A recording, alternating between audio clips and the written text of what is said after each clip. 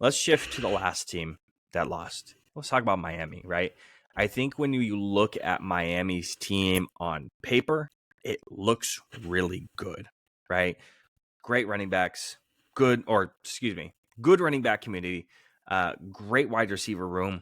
You have a good offensive line, if healthy. That's kind of the trick there. If healthy, a very good offensive line.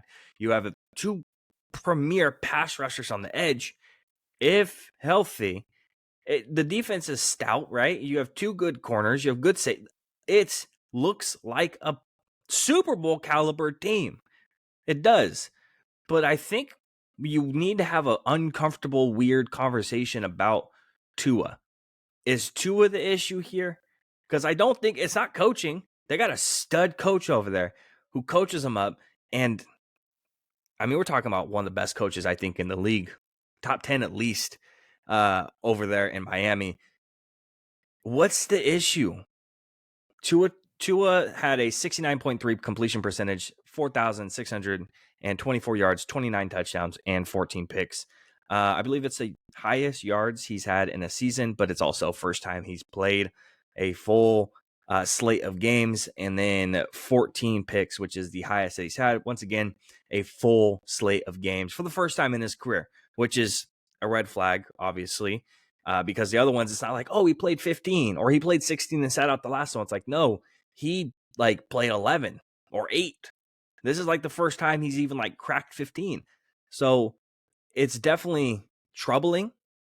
Is Tua the issue on this team, or is it something else? I don't think it matters.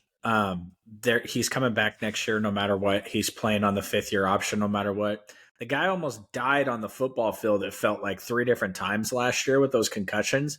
They didn't even look to upgrade off of him. They just brought him right back. And the thing is if we had led the podcast with this conversation about Tua, maybe we have a different opinion. But when you go into talking about Kenny Pickett and all these other teams out there that are in QB poverty, and you have a quarterback that was talked about at one point as the MVP this year, early on. I sent the snap. I said, man, Tua's going to win the MVP if he keeps doing this. And if he had been strong, it was a down year for the MVP thing. You know, Lamar's going to take it. And the All Pros came out, right? Dak was second team All Pro. That's your proof that Dak was going to win it if Lamar hadn't. I think that the Dolphins, what they need to understand is that they're never going to win it if they have to go to the frigid cold. So you have to win as many games as you can. You have to win the division. But the other thing you have to understand about the Miami Dolphins poverty franchise is this isn't the 49ers. This isn't the Dallas Cowboys. There's not a championship mentality down there in Miami. If they compete for their division year after year and they win 10 to 12 games year after year and they're in the playoffs year after year, that owner is happy as hell. Now, the fans may not be, but ultimately it's the owner that makes the decisions. I don't think you have to move off of him. The thing that's going to be coming up in the next couple of years is there's going to be a situation where every single time a quarterback right now signs a contract, it's its next biggest. I think that we're going to see that dialed back a little bit. You can't pay Tua $60 million. You can't. Personally, I don't think you can pay Dak $60 million. Like, what? Can I ask you a question? Sure. No, Can absolutely.